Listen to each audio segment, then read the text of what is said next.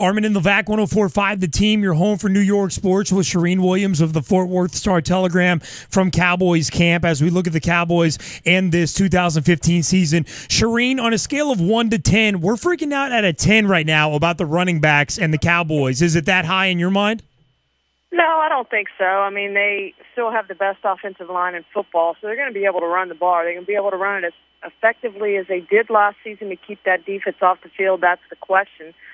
And I think that's still a question, and still a question in their minds as well. But they think these three running backs they have will be able to split DeMarco Murray's 392 carries and be fine for it. You know, they ran the ball 508 times and passed at 506 last season. So they want still that 50-50 balance, and I think that's the important thing for them, however they get that done. But, yes, they do have to be able to run the ball to be effective in this offense. If they can't do that, you're going to put this defense in some bad situations, and I don't know how much better this defense is than last season. I do think it's some better, but it's not going to be one of the top 5 defenses in football. Let's be realistic about that. With Dunbar and McFadden both having injuries, what are the carries going to look like come opening night?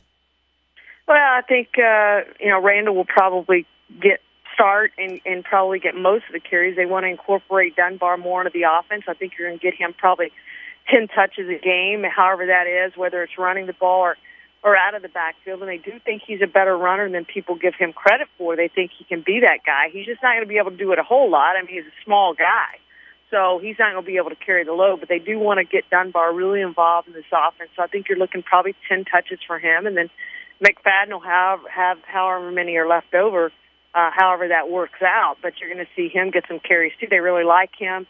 Now, he was only in 11-11 for the first time 2 days ago. They had yesterday off. So, they don't know exactly what he can do because he missed most of the off-season program with the right hamstring injury and then came back and had a left hamstring injury. So he hadn't done a whole lot. So they're still trying to figure him out a little bit. He's trying to figure this offense out a little bit, and they'll see how they work him in. There's obviously still a lot of questions about these running backs and what they can do and how they're going to use them, and I think they're still trying to figure that out. And I wouldn't be surprised if they add another guy at some point. It won't be today or tomorrow, but, as we get into the season, maybe even the second week of the season, so you don't have to guarantee a salary, but I think at some point you will see another running back in here. Was it a mistake they didn't draft a running back? They had their chances. Well, they just didn't like any of them who were left when they were sitting there, and so that's kind of where they are. I mean, I thought they would come out of this draft with a running back. I think they thought they would come out of this draft with a running back, but it didn't work out. And so here they are now with what they have, and so they can still sign a guy. There's plenty of guys sitting out there. I just think they're sitting out there for a reason right now. And so they're going to have to determine, A, which one they like, and B, how much they like. I mean, Pierre Thomas didn't come to agreement with the Texans because he wanted too much money. How much are you willing to pay that guy when he's not going to get that many touches? You're basically bringing him in here to be a running back by committee, so you're not going to pay him $2 million a year to come in here and do that. So that'll be interesting too to see at what price and if a running back will agree to that price. Charean Williams with the Fort Worth Star-Telegram with Armen and Levack on 104.5 The Team, previewing the Dallas Cowboys this season. Charean, the offensive line being heralded as the best in the NFL. When you look at this line and compare them to the line in the 90s, the one that everyone talks about, Emmitt Smith ran behind, is this one of the best lines the Cowboys have ever had?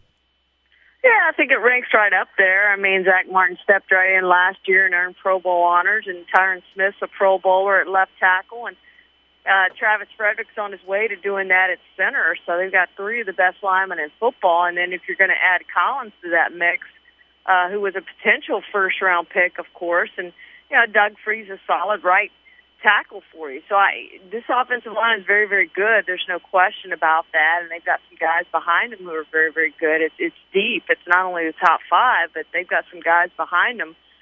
Collins isn't even going to start probably if Ron Leary can get back from his back problems. Leary will probably keep that job at left guard, and Collins will watch and learn and play a little right tackle, play a little left guard, and get his feet wet, and then probably next year come in and start at either left guard or right tackle. So, this offensive line is very deep. It's hard to compare because it was a different era and different teams, and certainly the Cowboys had all pro play, had Hall of Fame players back there with the triplets, and then, of course, Larry Allen got that as well. We'll see if any of these guys develop into a Hall of Fame player, and I think that'll be the big judge on this offensive line ultimately compared to that one, is how many All-Pros they win, how many Pro Bowls they go to, and ultimately how many Hall of Fames they end up with. Charean, on the defensive side of the ball, Sean Lee is back this year and healthy. What are the expectations for that defense?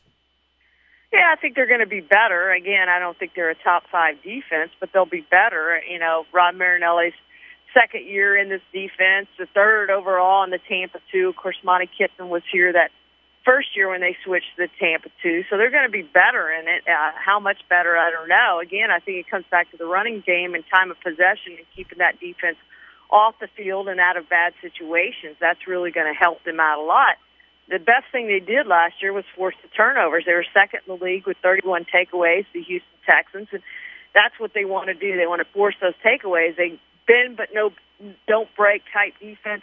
That's what they want to be. They don't really care about the yards and where they were ranked. They were 19th just for the record. And, 2 years ago, they were the third worst defense in NFL history, so they certainly improved on that, and the takeaways were a big part of that. And then they need to come up with more sacks. They only had 28 last season. They've got to do better at that. They've got to be better at getting to the quarterback. They think they've improved that defensive line, especially after Week 4 when Greg Hardy comes off his suspension and comes back. They feel like they'll be able to get a consistent pass rush on the quarterback. Charean Williams of the Fort Worth Star-Telegram at NFL Charean on Twitter. Charean, how excited is Jerry about this season? Well, he's always excited, and I don't think this one's any different. They're quietly talking Super Bowl, maybe not mentioning it out loud, but they think they are that good, and it's going to be a good season for them, and they've got the parts in place, and they've had some injuries, but they've all been minor injuries so far, and I know they're knocking on wood. They haven't had that guy lost for the season yet who's an important part, and it's going to happen at some point, but they hope they can do kind of like they did last season and get through the season without a major injury crippling them.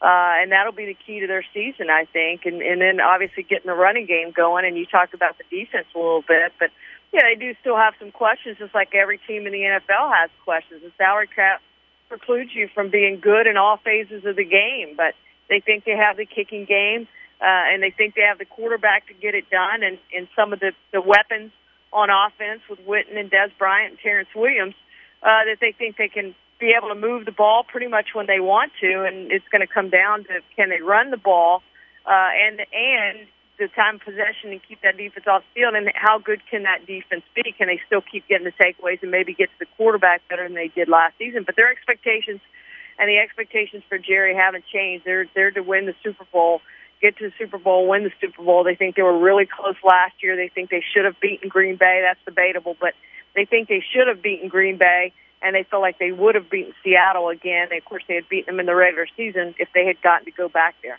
Charean Williams of the Fort Worth Star-Telegram at NFL Charean on Twitter. Charean, thanks so much for your time. Enjoy your season. Thank you.